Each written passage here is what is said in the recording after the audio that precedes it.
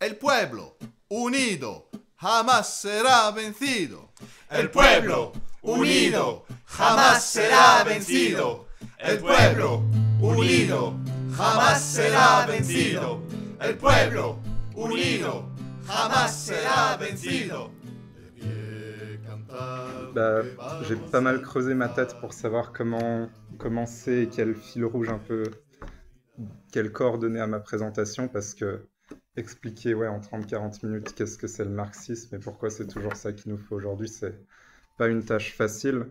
Mais je vais commencer par vous raconter une anecdote. Il y a quelques semaines, sur le plateau de BFM Business, qui est une chaîne de télé de bourgeois française, il y a Marc Fiorentino, qui est un banquier et un chroniqueur français, un vrai laquais idéologique des capitalistes, qui passait sur ce plateau et qui y déclarait: je n'ai pas peur de le dire, aujourd'hui la France a un modèle économique marxiste. J'ai relu Le Capital, j'ai relu le manifeste du Parti communiste de 1848 et on coche toutes les cases des rêves économiques de Marx, excepté vis-à-vis de la propriété individuelle. Or, toutes les économies marxistes ont fait faillite, il faut le dire aux Français. Bon, je ne vais pas m'attarder sur maintenant à expliquer pourquoi la France n'est pas une économie marxiste, comme le prétend Fiorentino. S'il y a des gens qui ont des doutes, j'espère que la suite de la présentation va donner quelques éléments de réponse déjà. Mais je veux souligner avec cet exemple que les attaques idéologiques envers le marxisme ne sont pas un hasard. Si le manifeste du Parti communiste de Marx et Engels, par exemple, à bien des égards reste le texte le plus moderne qui soit, si ses prédictions se sont confirmées et qu'il est encore plus vrai aujourd'hui que lorsqu'il a été écrit, c'est que Marx et Engels avaient pendant des années développé une méthode qui leur donnait accès à une compréhension profonde du monde et du système capitaliste en particulier. Et aujourd'hui, les capitalistes, ils ont de plus en plus de peine à diriger ce système qui plonge l'humanité dans l'horreur, qui fonctionne de façon anarchique, indépendante même de leur volonté. Alors, arrivés au pied du mur, ils font tout ce qui est en leur pouvoir pour discréditer le marxisme, pour dissuader les travailleurs et les jeunes de chercher de ce côté-là une boîte à outils pour changer le monde. Ils ont bien raison d'avoir peur. Ces outils théoriques, ils ont été conçus spécialement pour cette tâche de renverser le capitalisme et d'instaurer une société sans classe et sans État à sa place. Et je vais essayer de vous démontrer pourquoi ces outils sont loin d'être rouillés aujourd'hui. Donc, premièrement, je veux rappeler un peu comment le marxisme s'est constitué vers la moitié du 19e. Aussi, on voit encore une fois ici les bourgeois qui traînent le marxisme dans la boue. Ils ont en fait la mémoire courte parce que Marx et Engels ne sont pas partis de rien. Ils ont commencé par faire en fait une synthèse des idées les plus avancées de leur époque, qui étaient des idées issues de penseurs, de philosophes, d'économistes, issus de la classe bourgeoise, à une époque où la bourgeoisie était encore une classe historiquement progressiste qui engendrait aussi des grands penseurs. Ils ont fait la synthèse, ils se sont appuyés sur, par exemple, les philosophes des Lumières, tous les Rousseau, les Locke, Voltaire, Montesquieu, qui avaient parmi eux aussi des philosophes matérialistes comme Diderot. À cette même époque, les sciences naturelles, elles connaissaient aussi une révolution qui commençait avec la théorie de l'évolution de Darwin, la biologie cellulaire, la géologie, la thermodynamique, pas juste à décrire la nature comme elle est, mais aussi les processus comme elle l'est dans le passé et comme elle va devenir, comprendre leur évolution. Il s'appuyait aussi sur les économistes classiques, Smith, Ricardo, dont Marx a fait la critique, mais qui avaient le mérite d'être honnêtes dans leur démarche. Ils voulaient vraiment découvrir c'était quoi les lois en fait de ce système capitaliste. Aussi les socialistes utopiques, Owen, Saint-Simon, Fourier, Cabet et d'autres, et bien sûr le grand philosophe allemand Hegel. Et je vais commencer par là parce qu'en fait c'est par là que Marx lui-même a commencé, par étudier Hegel. Et ce qu'il a fait, c'est qu'il a essayé d'extirper, et je dirais plutôt réussi, d'extirper le noyau révolutionnaire de la philosophie de Hegel, qui est la dialectique, et il a extirpé la dialectique du système philosophique de Hegel qui restait fondamentalement idéaliste. Il a remis Hegel sur ses pieds sur des bases philosophiques matérialistes. Alors qu'est-ce que c'est tous ces termes? Idéalisme et matérialisme, c'est un peu les deux grandes tendances qui ont traversé l'histoire de la philosophie. Le premier, l'idéalisme, c'est l'idée que le monde matériel est le produit ou le reflet d'un monde d'idées, de la conscience, de Dieu, ou bien dans le système de Hegel, le reflet de l'idée absolue. Le matérialisme, c'est l'inverse. la nature, on explique la nature par elle-même. La conscience, c'est un produit de la matière. Ça veut dire que les idées des êtres humains ne tombent pas du ciel, mais sont déterminées par leurs conditions d'existence, leur être social, pour reprendre la formule de Marx. Par exemple, très simplement, pourquoi dans cette salle ici ce soir, il y a des idées plutôt subversives qui flottent dans les têtes. Pourquoi est-ce que ces idées deviennent de plus en plus un pôle d'attraction, comme le démontrent plusieurs sondages? Simplement par des conditions d'existence allant se dégradant pour la majorité, qui provoquent une recherche d'alternatives au statu quo. La dialectique, c'est l'idée que le monde est en mouvement constant, qu'il n'existe rien qui soit fixe, éternel, tout se transforme. C'est une conception du monde assez vieille, qui existait déjà ainsi un peu comme une intuition chez des philosophes présocratiques comme Héraclite. Et ce que Hegel il a fait en étudiant l'histoire de la pensée humaine, c'est mettre en lumière des lois générales de ce mouvement. Et Marx, ce qu'il va faire, c'est qu'il va en fait retrouver ces lois générales du mouvement dans la nature, mais aussi dans la société humaine. Et du coup, pour résumer, le marxisme, il a d'abord émergé comme une philosophie ou une méthode, une façon de regarder et d'aborder le monde en se basant sur ces philosophies qui existaient déjà. Et il a fait l'alliance du matérialisme et de la dialectique, qu'on appelle, roulement de tambour, le matérialisme dialectique. Et ce qu'il a fait du coup dans le début des années 1840, Marx, c'est qu'il s'est rallié aux jeunes hegeliens ou hegeliens de gauche, et il participe avec eux, puis dirige la rédaction d'un journal aux aspirations démocratiques révolutionnaires, qui s'appelle la Gazette rhénane, qui sera rapidement interdite par le gouvernement prussien. Ce que ce groupe d'intellectuels-là cherchait et voyait dans la philosophie de Hegel, qui explique que chaque chose est vouée à périr pour donner naissance à quelque chose de nouveau, dialectique, une condamnation en fait de l'ordre social pourrissant de la Prusse. Et ça, la dialectique, je pense, c'est la première raison qui a fait se dire à Marx que le capitalisme n'était pas la fin de l'histoire, c'était pas le meilleur système auquel l'humanité pouvait parvenir, ou le moins pire des systèmes auxquels l'humanité pouvait parvenir selon si vous voyez le verre à moitié vide ou à moitié plein, mais que c'était juste en fait une étape dans l'histoire des sociétés humaines, une étape qu'il s'agit maintenant de dépasser. Et là, je pense qu'on peut faire un premier lien aussi avec des thèmes un peu plus proches de nous.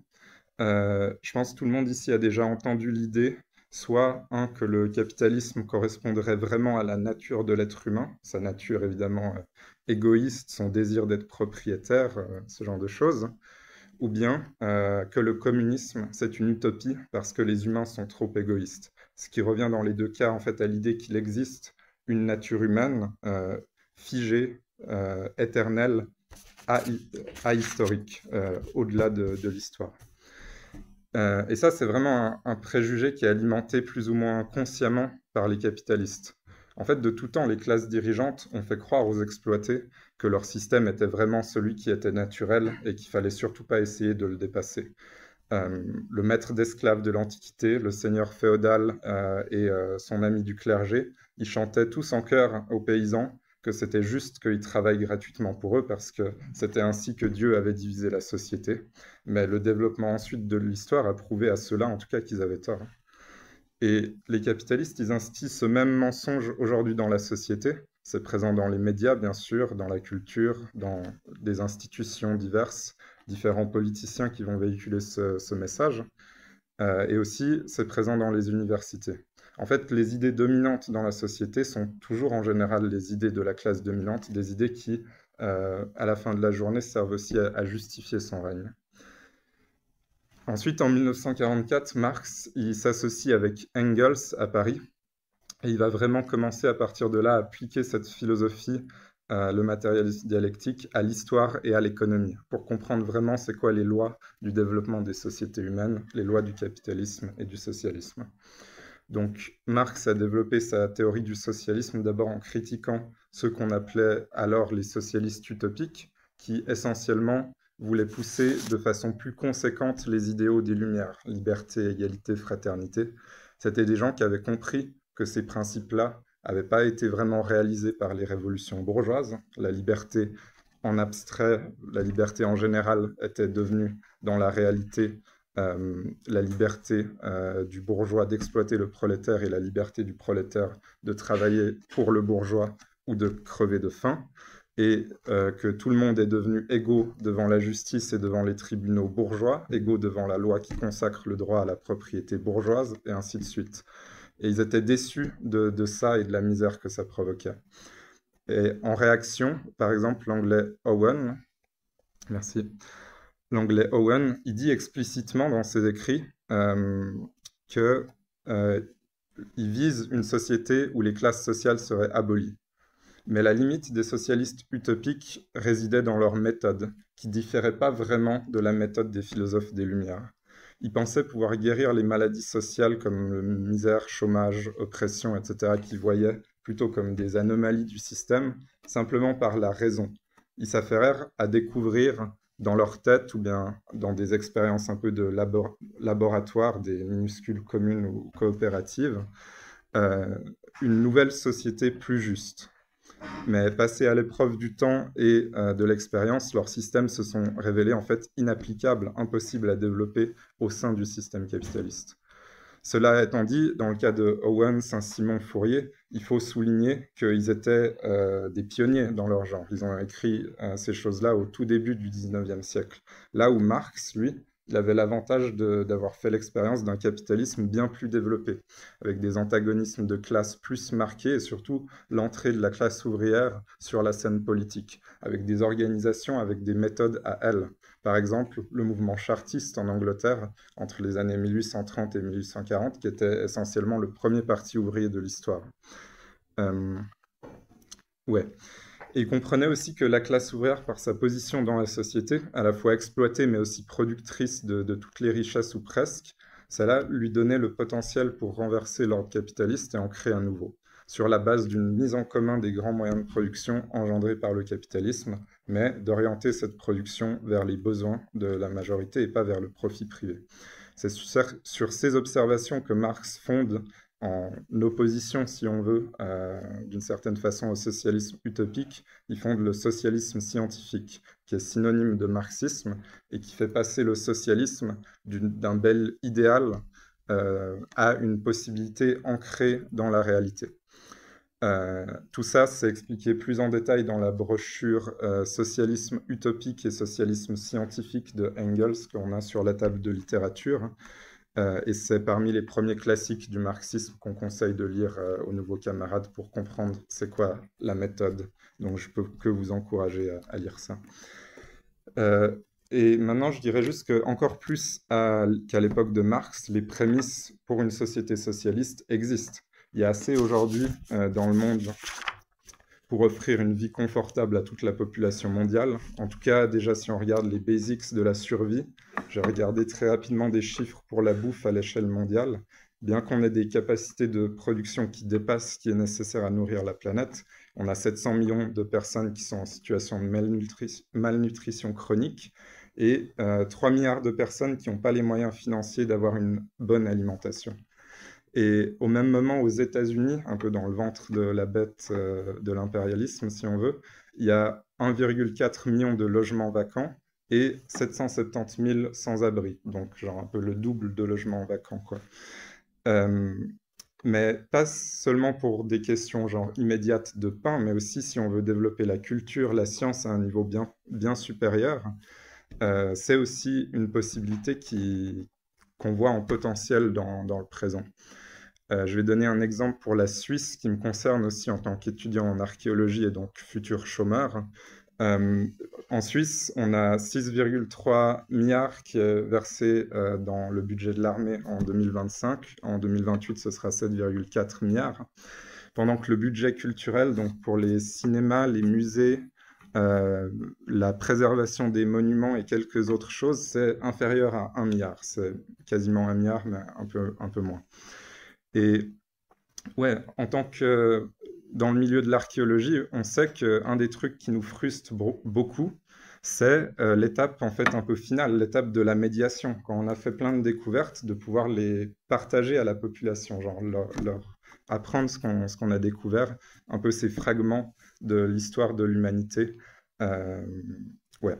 Et on voit que que ça, c'est quelque chose qui est tellement moins important dans le capitalisme que, genre, défendre des intérêts impérialistes avec des armes qui vont sûrement finir par rouiller dans un entrepôt.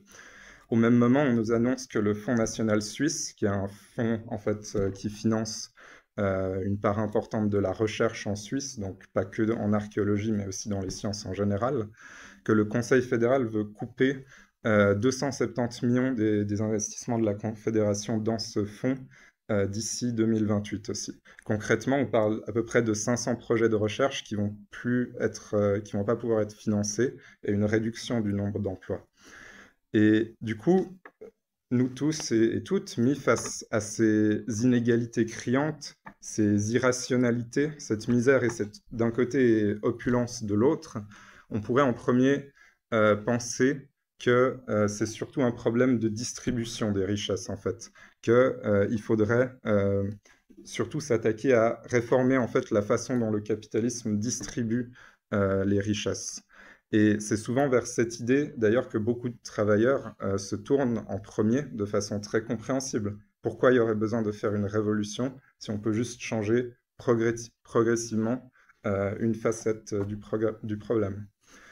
Eh bien, Marx y pose vraiment la base. Il a démontré que le problème ne réside pas seulement dans la distribution des produits, mais est au cœur de la production capitaliste. Ce faisant, Marx a aussi démontré la nécessité de la révolution socialiste sur le plan économique.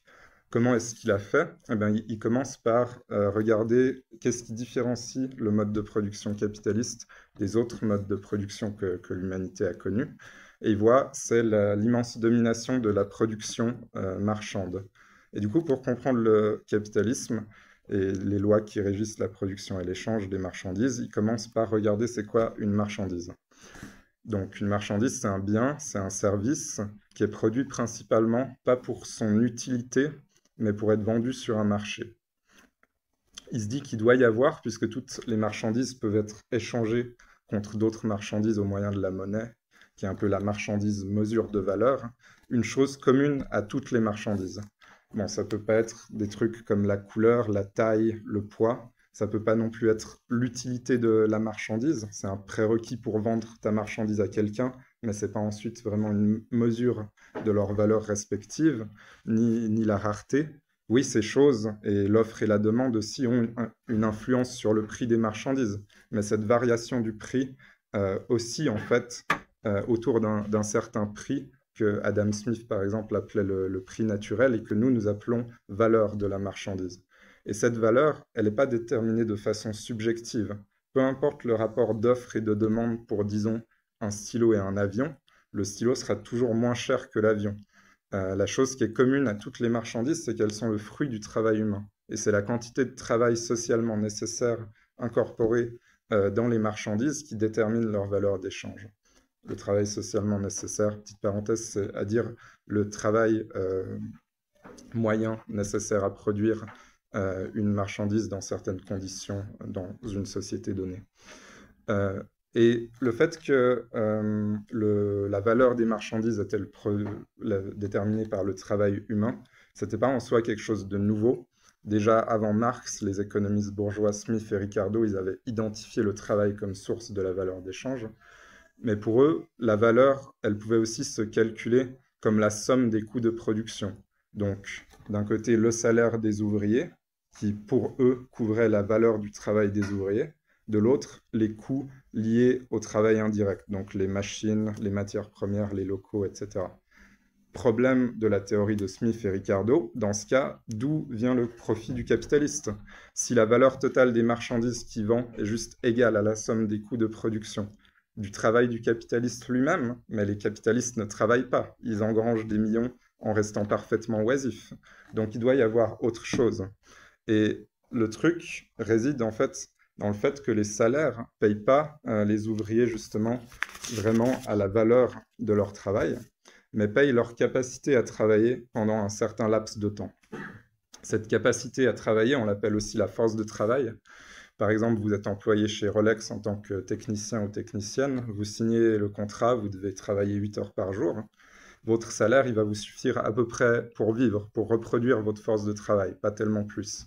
Et chaque jour, disons les 4 premières heures que vous travaillez, vous allez produire une valeur en marchandises qui est égale à la valeur de votre salaire. Mais les 4 heures qui suivent, vous les travaillez aussi parce que c'est dans le contrat et toute la valeur que vous produisez dans ces autres 4 heures de la journée ira en fait directement dans la poche des capitalistes. C'est ce qu'on appelle le surtravail et la plus-value. Ouais. Tac. Ok. Donc si on résume, les capitalistes produisent des marchandises qui vendent sur les marchés pour accumuler leur plus-value, qui est le produit de l'exploitation des ouvriers. Ensuite, ils en réinvestissent une partie pour recommencer sur un niveau supérieur et battre la concurrence. Quel est le problème dans tout ça? Les marchés ne sont pas extensibles à l'infini. Déjà, la population d'un pays ou la population mondiale est limitée, mais surtout, le pouvoir d'achat des consommateurs est limité. Les consommateurs sont en fait en grande partie aussi la classe ouvrière, qui, souvenez-vous, on ne paye pas pour la valeur totale du travail qu'ils produisent. Donc, il y a une tendance dans le capitalisme à ce que la classe ouvrière ne puisse pas racheter l'intégralité de la production. Et c'est pour ça qu'on voit sous le capitalisme une tendance à la saturation des marchés. Pour la première fois de l'histoire, les crises sont plus des crises de sous-production, des véritables pénuries, mais des crises de surproduction. Il y a plus de marchandises que ce que les marchés sont capables d'absorber, et ça provoque des faillites, ça provoque des crashs, des restructurations d'entreprises avec des licenciements de masse, etc. À l'époque de Marx, ça prenait place de façon cyclique à peu près toutes les décennies. Le marché se purgeait comme ça des secteurs qui n'étaient pas profitables, et puis ensuite l'économie se relançait pour une nouvelle phase de croissance.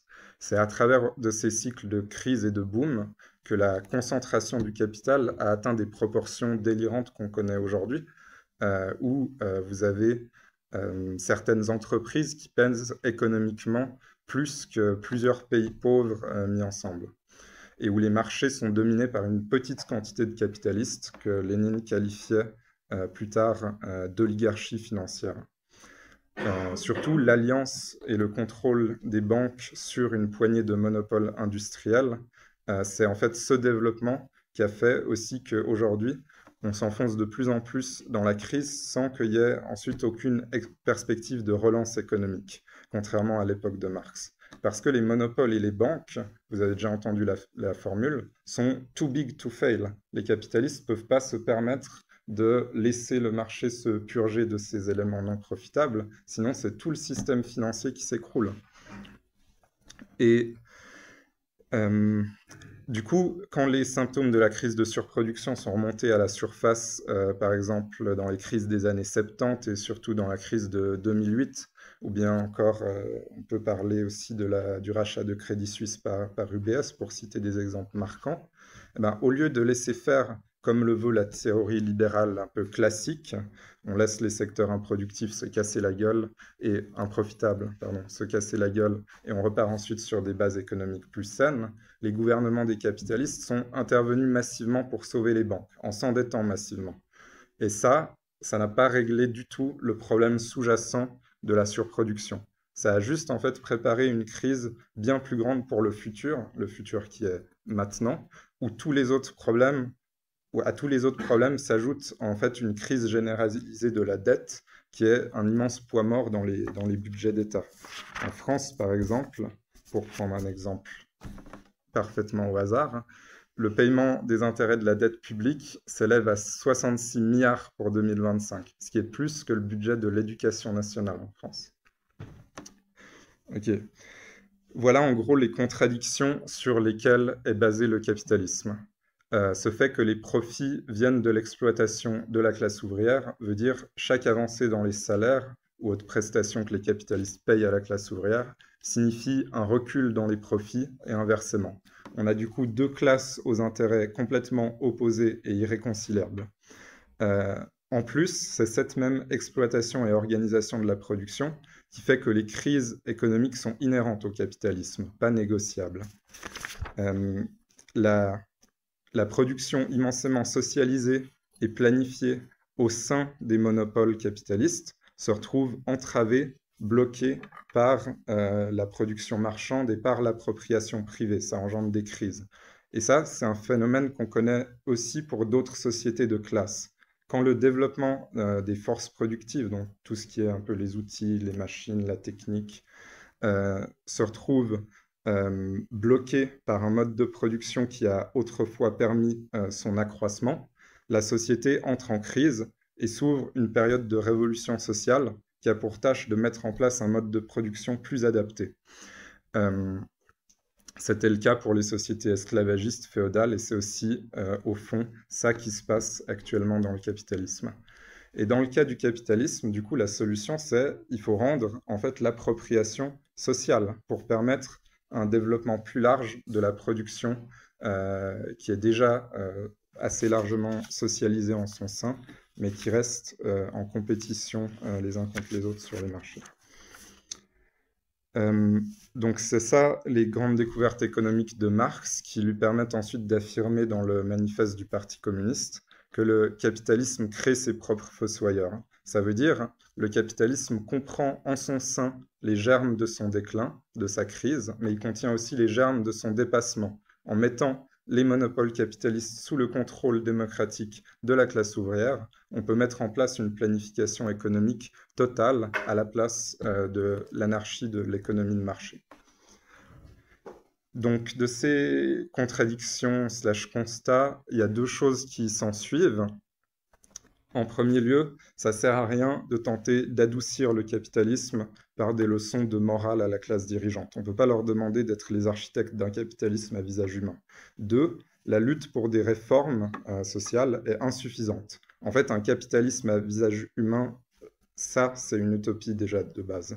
Même si des réformes peuvent être ponctuellement obtenues par des luttes collectives, les capitalistes finissent par reprendre de la main droite ce qu'ils ont lâché de la main gauche à la classe ouvrière.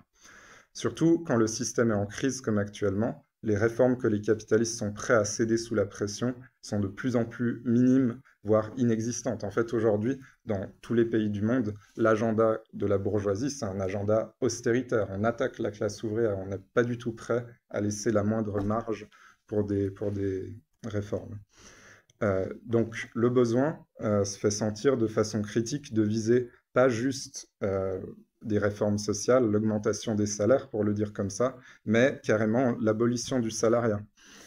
Et ça c'est quelque chose que vous pouvez trouver dans Salaire, prix, profit, une brochure de Marx que je peux aussi que vous recommander comme introduction à... Et pas juste introduction, ça va déjà dans certains concepts plus en détail pour plonger dans l'économie marxiste. Je pense qu'on l'a aussi sur notre stand de littérature.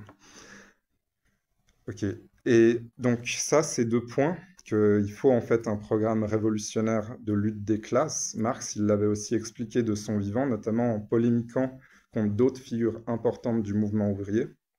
L'une d'entre elles, c'était Wilhelm Weitling, qui était un des militants à l'origine de la fondation de la Ligue des Justes, qui deviendra ensuite la Ligue communiste en 1847 sous l'impulsion de Marx et Engels, et pour laquelle ils rédigeront le manifeste du Parti communiste en 1848. Et Weitling, c'était un très bon orateur, et de ce que j'ai vu, Marx et Engels en fait l'admiraient pour un certain nombre de ses travaux.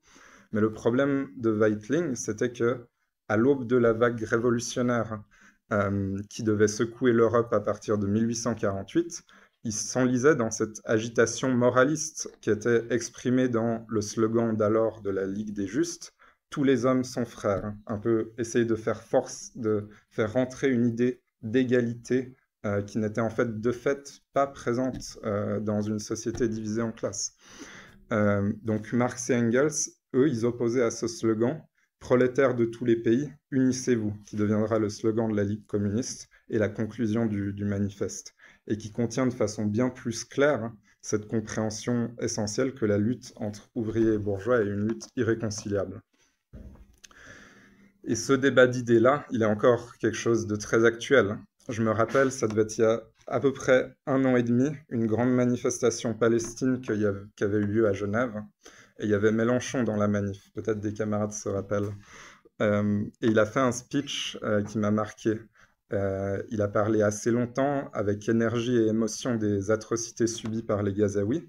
Mais quel plan d'action il mettait en avant? Qu'est-ce qu'il disait vraiment qu'il fallait faire? Alors, malheureusement, je n'ai pas retrouvé de vidéo de son discours, du coup, je vais citer de mémoire la substance. Comment se peut-il entrer au... Merci.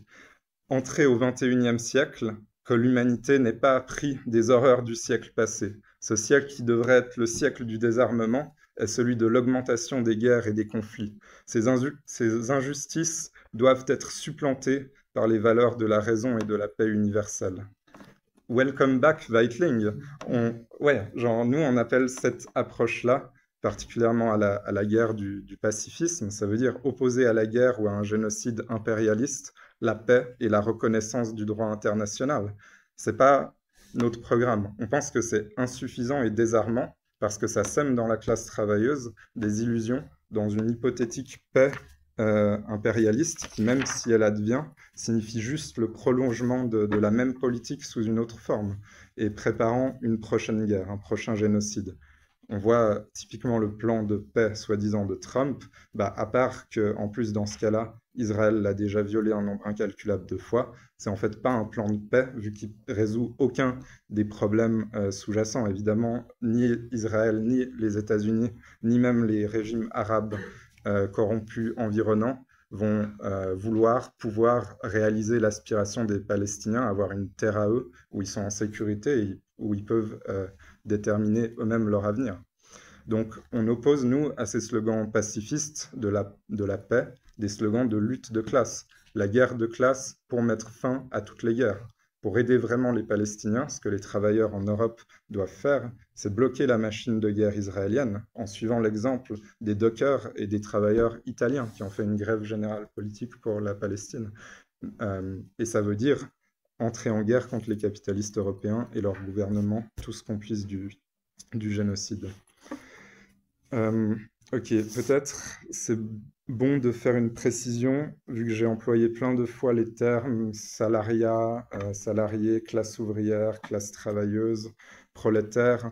Est-ce qu'il y a une différence dans tout ça? Couramment, pas vraiment, ils sont assez interchangeables pour nous, mais ça me paraît important de préciser ce qu'on veut dire par là, pour qu'on s'accorde, mais aussi parce qu'on peut souvent rencontrer aujourd'hui la question à l'extérieur de l'organisation, même en parlant avec des gens des fois un peu à gauche, de est-ce que la classe ouvrière existe toujours? Est-ce que c'est pas un peu une catégorie du passé, de la révolution industrielle, qui est plus pertinente aujourd'hui? Nous, on dit 3 fois non. C'est pertinent aujourd'hui. Ce qu'on appelle classe, c'est un groupe dans la société qui a un rapport de propriété particulier dans la production, différent d'un autre groupe. Par exemple, les maîtres d'esclaves de l'Antiquité, ils possèdent les esclaves. Les esclaves sont des outils qui parlent, c'est ça, esclave littéralement, ce que ça veut dire. Donc, un rapport à la propriété très différent, très opposé aussi. Ou bien les capitalistes, eux, ils possèdent les moyens de production et ils emploient dans leurs entreprises la classe ouvrière qui possède rien d'autre qui en est dépossédé et qui est obligé au quotidien de vendre sa force de travail aux capitalistes pour survivre. Donc classe ouvrière égale salariat. Et aujourd'hui en Suisse, le salariat, il comprend 4 millions de travailleurs et de travailleuses actifs et actives. Si on élargit un peu le sens de salariat et qu'on ajoute à ces travailleurs actifs la masse de 2,3 millions de personnes inactives qui vivent en fait aux côtés du salariat actif dans des conditions assez similaires, qui sont les personnes au chômage, les gens en formation, les retraités, les femmes et les hommes au foyer, les malades. On arrive à peu près 84% de la population suisse, tandis que les capitalistes et les grands propriétaires fonciers, eux, ils forment 1% de la société suisse. Donc vraiment, on voit que la classe ouvrière, non seulement elle existe toujours, mais elle constitue une part de la société bien plus importante encore qu'à l'époque de Marx. Et cette question sur l'existence de la classe ouvrière, elle s'accompagne souvent de l'idée qu'avec les 30 Glorieuses, le boom d'après la Seconde Guerre mondiale, la classe ouvrière, en tout cas dans les pays impérialistes occidentaux, si elle n'a peut-être pas disparu, selon la définition marxiste, elle a tout du moins, elle s'est en tout cas un peu embourgeoisée. Et ce qui bloquerait l'avènement d'une révolution socialiste, parce que ça mènerait la classe ouvrière dans ces pays-là à avoir en fait des intérêts plus liés à ces capitalistes nationaux qu'avec les exploités et les opprimés des pays sous domination impérialiste. Ça, c'est une idée qui est fausse également. Le boom économique des 30 Glorieuses, il a permis pendant une période prolongée dans les pays impérialistes occidentaux d'acheter une relative paix sociale. Et les capitalistes suisses, plus que n'importe quels autres capitalistes, ont réussi à tirer leur épingle du jeu en sortant de la Seconde Guerre mondiale débordant de profits sales et en sortant surtout de la Seconde Guerre mondiale avec un appareil de production intact et un terrain d'investissement très profitable qui était l'Europe en ruine, en fait, pour leurs capitaux et pour leurs marchandises. Ils ont aussi profité du plan Marshall déployé par les États-Unis dès 1948. Ils ont profité aussi des subventions militaires que les États-Unis ont fournies à l'OTAN sans la contrainte d'en faire partie. Un peu pareil vis-à-vis de l'Union européenne, avec des accords bilatéraux qui, jusqu'à ce que l'Union européenne entre vraiment en crise, avaient pu être profitables pour les capitalistes suisses sans vraiment de contrepartie. Et la Suisse a aussi bénéficié du processus de mondialisation, donc un peu une division du travail encore plus interconnectée à l'échelle mondiale, des chaînes de production qui passent dans des dizaines de pays différents, etc., jusqu'à ce que la marchandise soit écoulée. Ils ont encore plus profité de ça grâce à leur place financière, qui les a mis, les banques, qui nous a mis, les capitalistes suisses, dans une situation favorable pour le processus de mondialisation, avec des échanges un peu partout dans le monde. Ok, mais cette intégration partout sur le marché mondial, qui a fait pendant un certain temps le succès du capitalisme suisse, il devient sa plus grande faiblesse. Dans un monde qui s'oriente résolument vers le protectionnisme économique, par exemple avec les tarifs de Trump, on voit déjà comment ça ébranle l'économie suisse et que ça fait un peu paniquer la bourgeoisie suisse. Ouais. Sinon, quelles autres solutions restent aux capitalistes suisses? L'endettement, on est moins endetté que d'autres pays, mais ce n'est pas non plus une super option pour les capitalistes suisses. En fait, ils regardent ce qui se passe à l'international, ils peuvent voir avec l'exemple français à quel point c'est désagréable le moment où les dettes doivent être repayées, et ils n'ont pas trop envie de s'engouffrer là-dedans. Alors, comme toutes les autres classes capitalistes dans le monde, ils vont essayer de maintenir leurs conditions de profit, leur équilibre économique, en exploitant plus encore la classe ouvrière suisse. C'est un processus qui a déjà commencé sous forme de licenciement, d'austérité et de baisse de salaire réel. Du coup, maintenant j'arrive à la conclusion. Il me reste encore... Ouais, ça va. Ok. Ok. Ouais, du coup, aujourd'hui, la classe capitaliste, elle produit surtout des penseurs et des dirigeants médiocres qui sont fous ou impuissants. C'est pas un hasard, c'est le sort d'une classe parasitaire et réactionnaire qui est mise au pied du mur. Et dans cette situation, différents bourgeois adoptent, on pourrait dire, différentes postures philosophiques face à leur système qui échappe un peu à leur contrôle. Ils peuvent choisir de fermer les yeux sur la réalité. C'est ce que, par exemple, les démocrates ont fait lors de la dernière élection présidentielle, où leur slogan, c'était un peu « tout va bien dans le meilleur des mondes et il faut voter pour nous pour faire barrage à l'extrême droite ».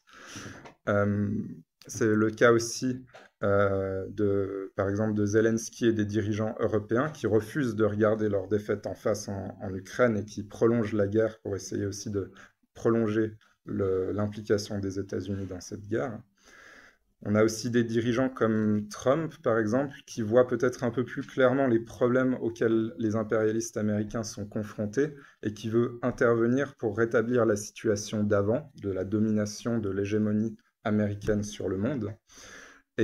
Mais lui, il a une vision en fait de la politique qui s'approche un peu d'une théorie des grands hommes, c'est-à-dire il pense que quelques personnages historiques qui incarnent des grands idéaux pèsent plus dans la balance que des processus historiques, que la crise économique dans laquelle on est plongé. Et bon, évidemment, il se considère, lui, comme étant le plus grand de tous les grands hommes, et il pense qu'il peut imposer sa volonté à tout un système en déclin, mais on voit, ici, il a déjà cassé les dents. Jusqu'à présent, il n'a pas réussi à remplir aucune des promesses qui l'ont porté au pouvoir.